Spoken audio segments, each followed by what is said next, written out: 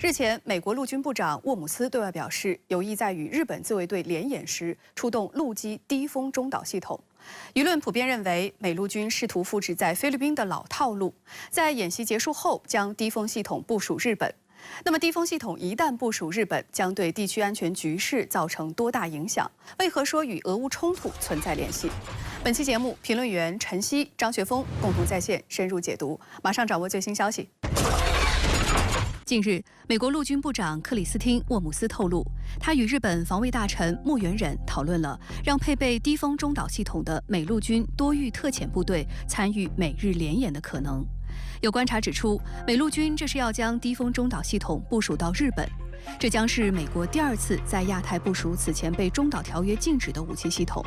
第一次是在今年4月，美军在美菲联演期间将低空中导系统部署到菲律宾。军演结束后却赖着不走，尽管美国方面声称会撤出，却迟迟没有动作。俄罗斯学者切科夫指出，对美国来说，在日本部署中程导弹系统非常有吸引力，从那里可以对周边国家构成威胁。那么日本这个位置呢，美国把这个东西部署在这个位置上呢，实际上就是一种进攻的态势。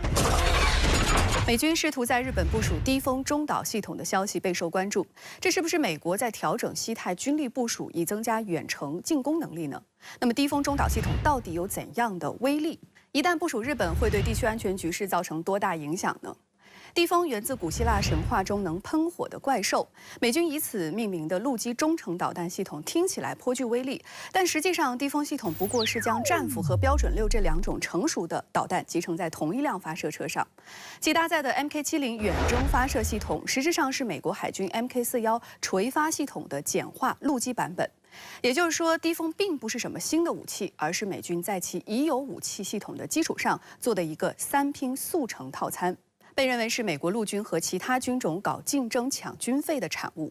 美国陆军之所以这么干，一是成本低，二是极大的压缩研制周期，能够快速的投入使用，以期在亚太地区加强军事威慑。一套完整的低风系统包括4辆发射车、1辆导弹装填车、1辆系统指挥车和1辆支援车。每辆发射车配备 MK70远征发射系统，可以装填4枚战斧巡航导弹或者标准6防空导弹，也可以混装。之所以选择这2种导弹，是基于美军对不同目标打击的考虑。标准6多用途导弹设计初衷是为了防空，也具备对海对地攻击能力。基本型弹体长6.6米，弹径0.34米，重1.5吨，战斗部重量64公斤，飞行速度3.5马赫。如果是执行防空反导任务，最大拦截距离是370千米，而以准弹道模式发射打击海上和陆地目标时，射程则达到460千米。可以说，标准6已是一款全能型的导弹。美国陆军为低风配备标准6，显然是要增强其作战灵活性。而战斧则是大名鼎鼎的巡航导弹，射程达到2500千米。战斧导弹采用了惯性加 GPS 加地形匹配的复合制导模式，还装有红外成像导引头，在打击2000千米目标的时候，原概率误差可以达到10米。此外，战斧导弹还装有双向卫星通信数据链，具备较强的航路规划能力，能在飞行过程中更换打击目标。可见，低风系统属于进攻性武器系统，还能够进行远程打击。一旦在日本部署的话，必然会对周边带来一定的威胁，值得高度警惕。9月10号，普京表示，美国公开宣扬部署低风系统的计划正在挑起军备竞赛。俄外交部副部长里亚布科夫14号称，如果美国在日本部署中程导弹，俄罗斯将做出军事回应。实际上对俄罗斯的影响也是比较大的。等于说他在这个区域部署中导呢，那么对俄罗斯在太平洋地区的这种核潜艇基地构成了很大的威胁。那么过去呢，这个俄罗斯一直认为这个区域主要应对的是美日的反潜兵力但是现在呢出现了这种远程打击兵力了所以说他肯定是需要做一些动作出来做一个回应的。日本防卫省12号发布消息称，俄罗斯的2架图142反潜巡逻机在日本周边进行了长距离飞行，航迹几乎围绕日本飞了1周。俄军机先是从日本海上空穿过对马海峡，后又从冲绳本岛和宫古岛之间的空域进入太平洋上空，随后在日本东部海域向北飞行，最终从北海道方向返回俄罗斯。在此期间，日本航空自卫队的战机进行了紧急起飞，不过俄军机没有进入日本领空，因此日本战机并没有拦截。据了解，这是5年以来俄军机再次绕飞日本列岛。有观察指出，美国并不希望俄乌冲突完全失控，而是通过对援乌武器进行一些控制，以达到长期消耗俄罗斯的目的。为了在未来可能的谈判中赢得更多砝码，美国怂恿日本在亚太搞起了小动作。那么可能俄罗斯也会调遣一部分，就是说这种中岛力量到这个远东这个方向来以加强对美日的这样的一个战略上的威慑。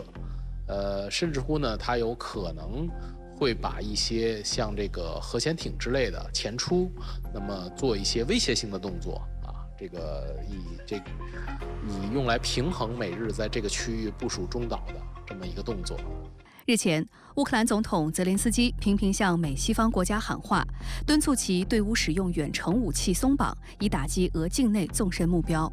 当地时间12号，俄罗斯总统普京对美西方发出严厉警告称，俄罗斯和西方的专家都能证实，没有北约卫星情报的帮助，乌克兰自己无法利用西方制造的现代远程高精度武器系统进行打击。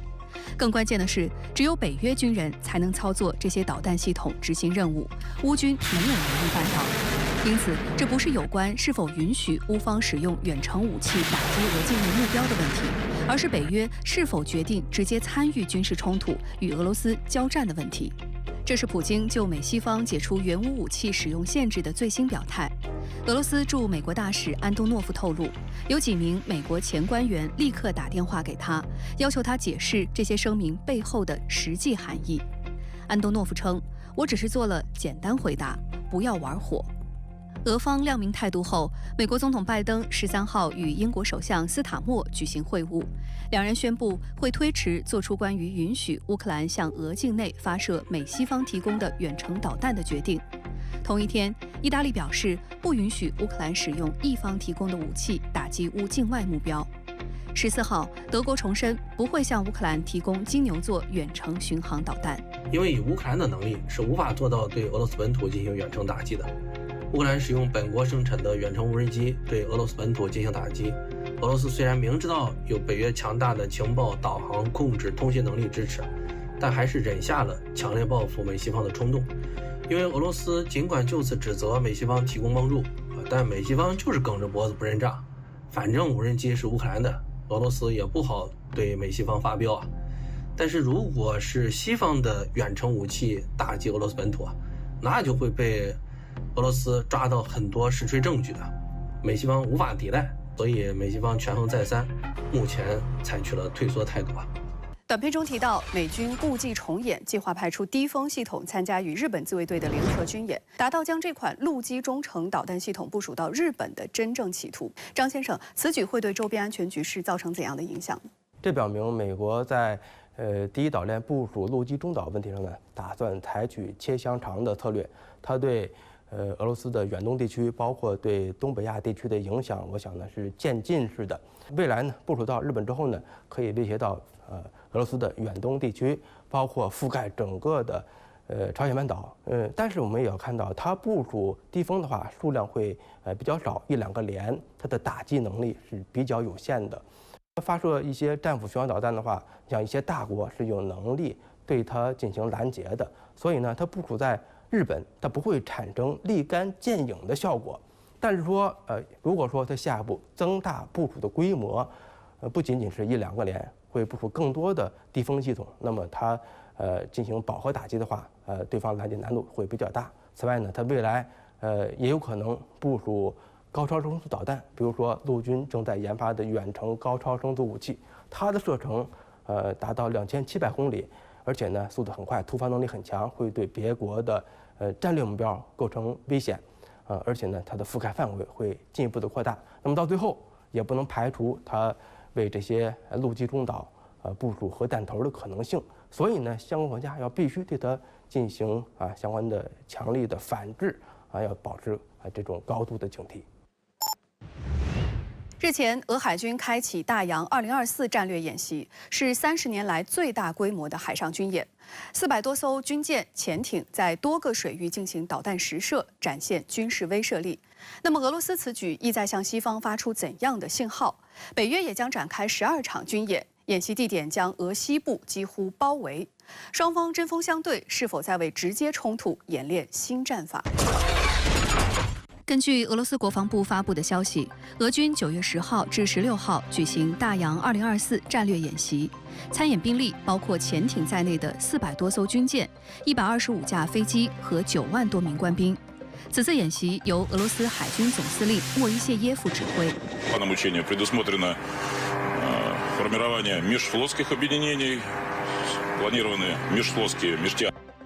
俄军大洋2024演习在太平洋、北冰洋、波罗的海、里海、地中海等多个水域进行。根据克里姆林宫发布的声明，演习以双边对阵的方式进行。俄海军的太平洋舰队、波罗的海舰队以及里海分舰队被划分为我方战队，俄海军北方舰队扮演假想敌，被划分为敌方战队。俄总统普京进行现场观摩，他称这是俄军30年来第一次举行如此大规模的海军演习。无论局势如何发展，俄罗斯都必须做好准备。俄军事专家分析称，俄此次演习显然是向美西方发出信号，俄罗斯与北约发生直接冲突的可能性正愈发具有现实紧迫性。俄罗斯这时举行大洋2024演习，主要目的是秀肌肉，警告美西方不要欺人太甚。俄罗斯有能力应对来自美西方的任何军事冒险。俄罗斯也是借此检验一下自己的海军战备情况，以及海空军的联合作战能力。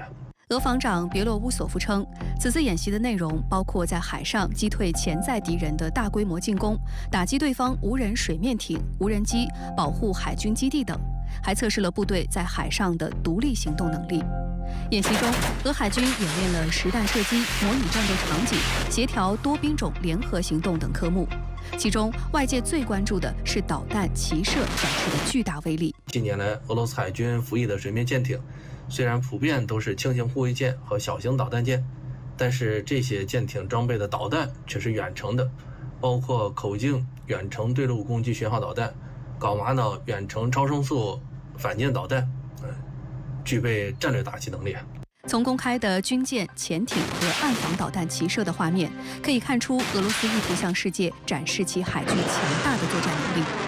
演习第一天，太平洋舰队的毒蜘蛛级 R14型和 R18型导弹艇发射了白灵超音速反舰导弹。该导弹的飞行速度为2.8马赫，射程为90千米，携带的弹头重约300公斤，具备击毁大型军舰的能力。演习中，俄太平洋舰队的基洛级潜艇勘察加号和北方舰队的22350型护卫舰戈洛夫科海军上将号使用了口径 PL 和口径巡航导弹。此外，俄海军还使用了花岗岩、火山、缟玛瑙、天王星等多型导弹。有观察指出，虽然俄海军整体实力有所下滑，但其拥有的导弹是非常多的。一次攻击能发射成百上千枚导弹，能够有效震慑潜在的敌人。此次大洋2024演习，俄海军太平洋舰队、北方舰队不仅出动了很多反潜水面舰艇，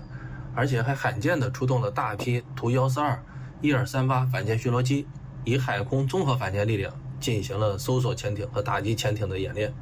这可以看出，俄海军对假想敌潜艇的威胁十分重视，所以一直保持着很强的反潜兵力和装备。此次演习就是全面检验俄海军在深海大洋搜索攻击假想敌潜艇的能力。值得指出的是，北约方面在9月11号也开始军演，第一阶段在德国举行，为期10天。据了解，北约总共计划举行12场军事演习，预计将持续到秋末。涉及的地区包括北欧、东欧、中欧、黑海南岸及近北极地区，可以说几乎对俄罗斯西部形成了包围圈。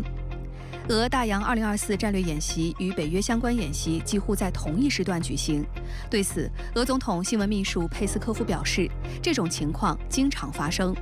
美国国防部发言人赖德直言不讳称，一直在跟踪关注俄此次大洋2024演习。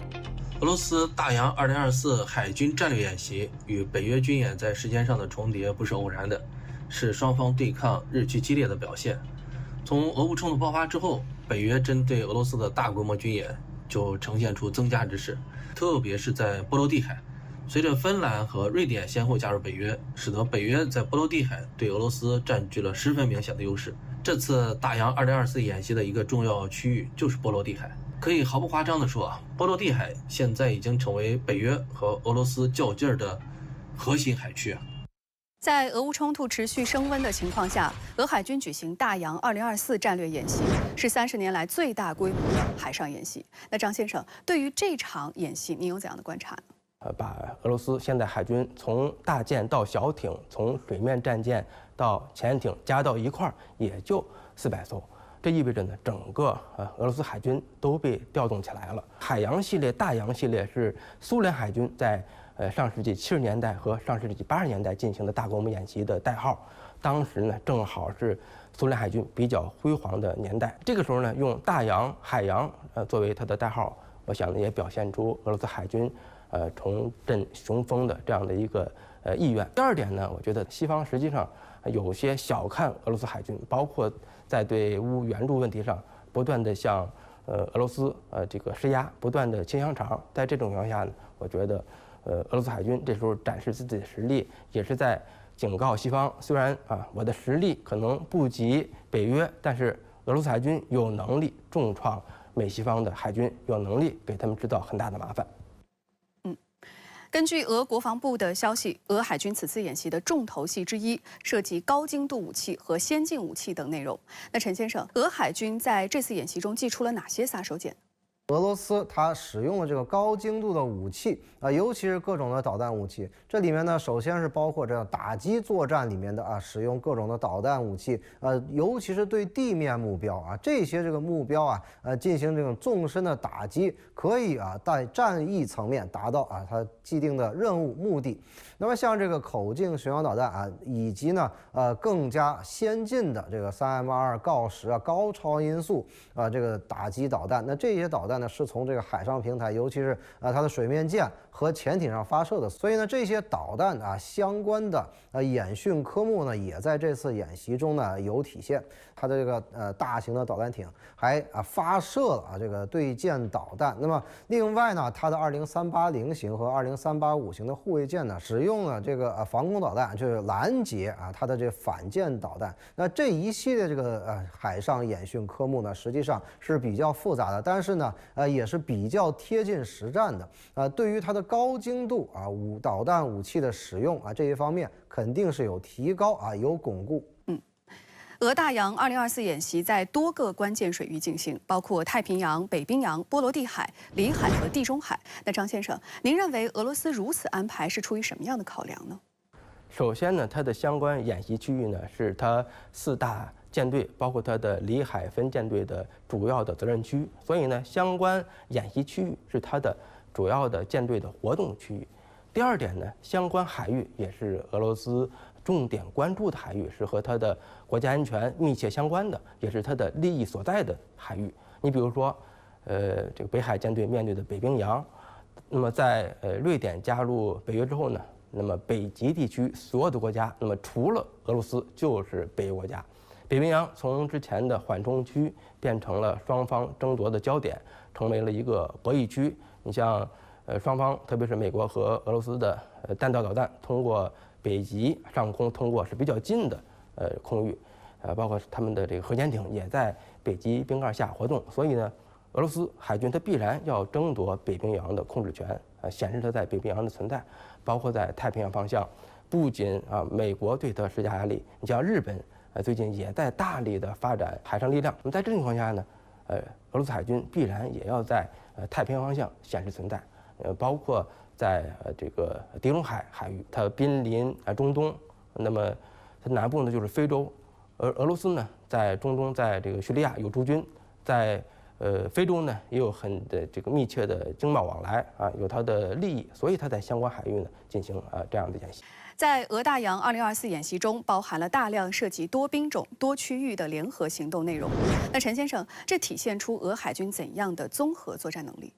这种演习啊，它实际上就是复刻了苏联时期这种战略级别的全球海洋演习，就是呢横跨了10几个时区它展开的地幅非常之庞大，在一个统一的这个指挥之下，同时在几个海区展开兵力进行各自的演习。所以呢，这一系列长达7天的演习，其实就是在这个检验整个俄罗斯海军它这个全球部署的和在重点海区进行作战的这种能力。另外呢，在这个北冰洋，尤其是这个巴伦支海方向呢，它出动了多种平台进行这种协同性的反舰打击演习。所以呢，这个就反映出现在俄罗斯海军在深水大洋的这种传统的这个对抗演习，尤其是面对强敌、面对美国和北约海上力量这种作战能力它还是有保证的。那么另外还有一点呢，因为呢这个俄乌冲突前线的需要俄罗斯大量的进行这个海军步兵的扩建，那尤其是把这个4大舰队5个海军步兵旅已经扩充为海军步兵师了，也就是扩充5个师，至少是2、3万人的这个新兵这一块呢，这些人必须得到训练